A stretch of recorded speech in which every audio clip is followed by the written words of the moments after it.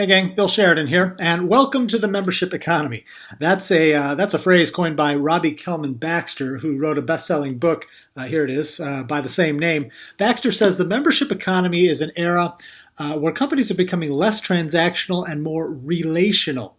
It's really an era about social business, and it's changing the way all organizations engage with their clients and customers. This isn't just about traditional membership organizations like associations and nonprofits.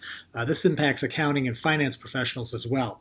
Baxter gave a keynote presentation at the fall meeting of the AICPA's Governing Council in Hawaii, and I had a chance to speak with her afterward about what the membership economy is and how it's impacting CPAs. And make no mistake, this stuff is impacting CPAs. So pay attention, listen closely to what she has to say because it's important. Here's Robbie Kellman Baxter. So the membership economy is about this massive transformation where companies are moving from ownership to access and from the anonymous to the known and from the transactional to the relational. And it's changing the way people engage with all kinds of organizations, not just the professional societies and associations that have always enjoyed membership relationships, but every kind of organization, big and small, public and private, for-profit and not-for-profit. So can you give... Yeah, so a great example of a newer company is LinkedIn. So LinkedIn is the online professional community, and they've created a place for people to keep track of all of their connections digitally. So it takes away, any organization that used to have an advantage by having a Rolodex no longer has that advantage because LinkedIn makes that free. Makes it easy for people to stay in touch and to build their own brand. So LinkedIn is thinking about the long-term professional career of their members and providing benefits at all stages in their careers. And so what's really interesting about them is when they started, LinkedIn was founded by a group of people that had previously founded a dating organization, SocialNet. And the problem with the SocialNet business model was that when they did a really good job, they only kept their members for about 6 months. Oh, okay. And they said, the next time we start a company, we're starting a company where if we do a good job of building relationships with our members and they're loyal to us and we are so good at helping them navigate through an entire process, we want that process to be a lot longer than 6 months. Yeah, well, so first of all, companies that have a membership relationship with their customers are enjoying multiples of about 8 times that of their transactional peers.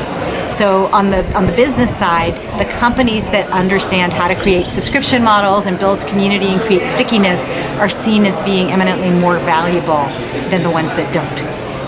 The ones that do are able to do it because of technology. It's much easier than it ever was to do subscription billing, to create online communities, to share content and courses. Referring back to LinkedIn, they just bought lynda.com, which is an online learning platform with thousands of courses broken down into 2 to 5 minute increments to learn almost anything. So all of these ways of engaging with people has been made much cheaper and much more easily created with an ongoing model as opposed to this kind of transactional anonymous one. Yeah, absolutely.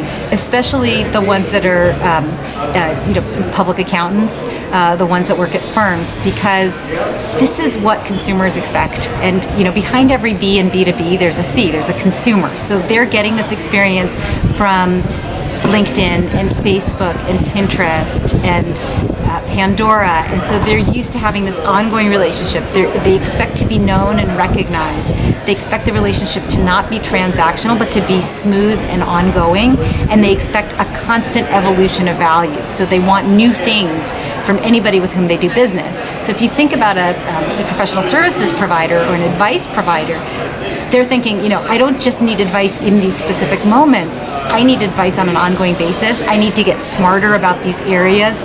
And I need to have access to examples of other people that are dealing with the same problems that I'm dealing with. So an accounting firm can help, they can harness that power by bringing together like-minded clients and allowing them to talk to one another. And big organizations are doing that already. Small organizations can do it too. You can have a breakfast, bring together some of your best customers or clients, and give them opportunities to talk to each other under your umbrella. You can share content with them in written form if it's really good and stuff that they can't get elsewhere. And you can create one-on-one relationships with them where they say, you know, I just like having you around because you're my go-to guy. That's ultimately what you want in your relationship with every one of your clients, to be that go-to person. I think the Big Four are doing a pretty good job. They've, for the most part, they've dropped the prices. They've offered free courses or very low-priced courses to clients and to alums who usually become clients. They create high-quality content that they share, and they advocate in a public way, which makes people feel more connected to them. So, those are a few of the things that they're doing, and I think some of them are bringing together clients for forums or ongoing quarterly events to stay current on things that are changing in the tax structure, so that they can feel like they're hooked in and connected and staying on top of what's happening, not just transactional, but on an ongoing basis. I think that the biggest question, or the most fruitful question, is to ask, what is it that brings my clients to me, and how can I solve a bigger part of their problem? So, for example, if they're coming when they have a problem, you might say, well, actually what they really want is not to have the problem in the first place.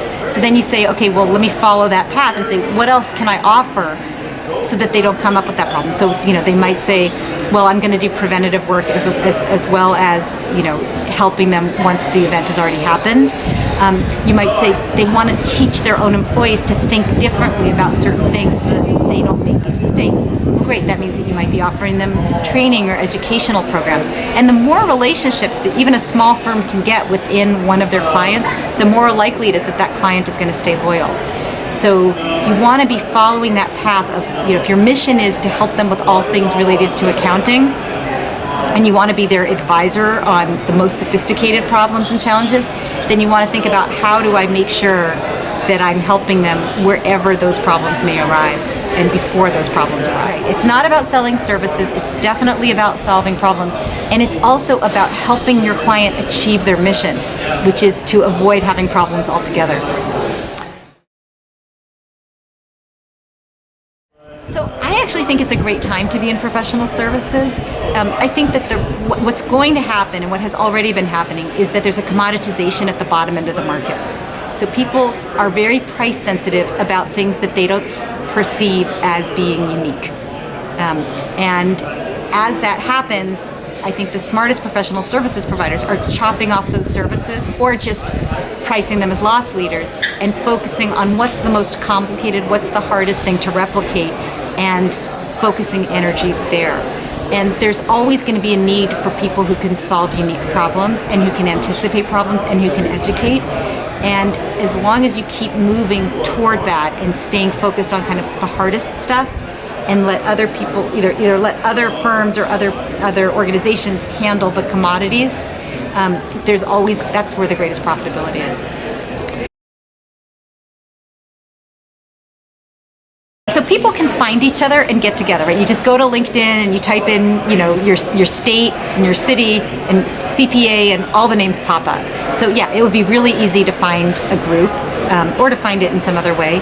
But what is harder is to set up the right environment for the right conversations to happen, and that's hard. So coming up with the right event, the right relationships, creating mentoring, creating communities, and also bringing people together for the advancement of the profession.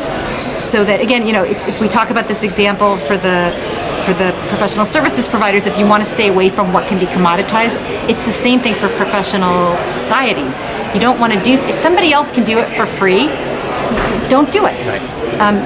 Say thank you very much for helping us move our cause forward and helping to take care of a portion of our mission, and now we're going to focus on the next thing on our list. And in a lot of cases, that's around facilitating the right kinds of relationships and connections, and it's also about the hard thinking and setting of policy and recommendations and points of view that others look up to you for. So I'm a big fan of continuous tinkering.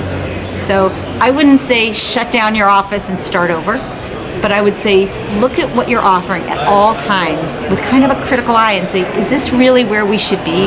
Is this the best, on one side, is somebody else able to do that more cheaply or more easily than we do? And should we cede that turf, basically, and say thank you? Like with the AARP, when they said, if somebody else comes up with a Kindle device for seniors, they'd be really happy, but since no one has stepped forward, they created it themselves. I think that's one piece of it. And the other piece is to keep asking questions of your members of what is it, where do you provide value? What is it that we're not doing that we could be doing? Even if you don't know what it is we could be doing, tell us what your challenges are, because we can keep going there. So, one of the things that I've heard just from informal conversations this week is that some of those challenges are about moving forward in people's careers. So people are saying, I want to get a promotion. I want to have a CV that looks impressive. Well, associations can actually help with that by giving people opportunities to be part of research and policy setting and recommendation making, because not only does that help the profession, but you can also go back and talk about that. You have new expertise and you have the prestige associated with having been part of the committee to set those new standards. So it's like a win all the way around. I think that the biggest challenge they're facing is they're getting disruption from the outside and being required to evolve much more quickly. And I think that we talked a little bit today about kind of the dark side of the membership economy, and the challenge of super users is that when you have very strong members who really love what you're doing today, it's very hard to change. And so you have all of this pressure slowing you down from making the changes that the market needs, especially for the people who aren't at the table yet. So the future of the profession, there's nobody there to speak for them when it comes to kind of representing their voices and their needs as you evolve your products and services. I think the biggest opportunity is that people feel alienated and lonely, and giving them places where they can be held in high regard and be known and be recognized for their contributions is an incredibly motivating thing. And coming from the world of associations, that's what you know how to do already. And so you have a huge leg up on all of these much more financially motivated, short-term thinking people who don't have the long runway of having seen what the profession really needs.